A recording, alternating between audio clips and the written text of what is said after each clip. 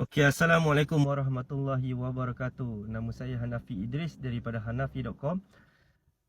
Kepakaran saya adalah untuk bantu anda di luar sana merancang harta dengan wasiat yang hibah, dan saya juga menguruskan harta pusaka bagi orang yang dah meninggal lah.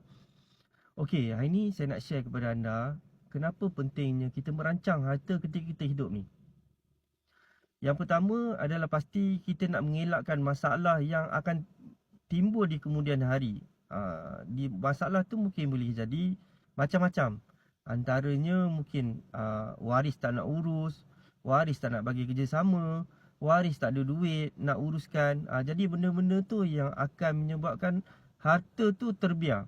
Sebagai contoh, saya uruskan satu harta pusaka ni melibatkan dua waris. Dua-dua ni dia terima bahagian daripada mak ayah dia orang lah.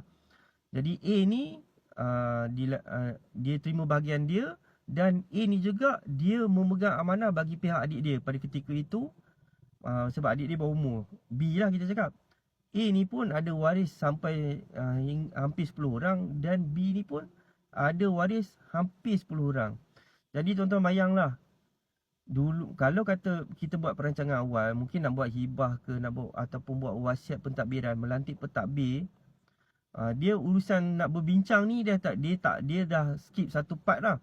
Jadi dia boleh terus uruskan. Jadi bila benda ni tak dibuat, mulalah dua-dua keluarga ni ada konflik. Ada yang nak cepat, ada yang keluarga lagi satu ni ada yang waris tak ada duit, ada yang tak boleh nak bagi kerjasama. Jadi masalah-masalah ni timbul sehingga menyebabkan urusan tu delay. Setahu saya, benda ni pun dia orang nak uruskan lebih kurang 4 tahun yang lepas ke 4 tahun ke 5 tahun yang lepas. Tetapi disebabkan ada isu sikit, dia orang tangguhkan. Lepas tu sekarang ni tahun 2023 ni timbul kesedaran nak urus. Tapi bila nak urus, macam-macam isu pula timbul. Jadi oleh itu saya sangat sarankanlah anda yang hidup ni ada aset. Aset tak semestinya, dan janganlah kata aset tu mesti banyak baru nak urus. Sikit pun kena urus. Sebab yang saya tengah uruskan ni pun, harta pun bukannya berjuta-juta. Tapi timbul kesedaran nak urus, kena urus juga. Tapi bila tak merancang berawal, dia jadi masalah sikit lah. InsyaAllah masih boleh selesaikan, tapi dia akan ambil masa lah.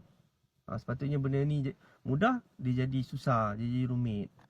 Itu saja kongsian daripada saya. InsyaAllah saya akan cuba kongsikan video ilmu lagi pada anda. Semoga kita berjumpa lagi. Assalamualaikum.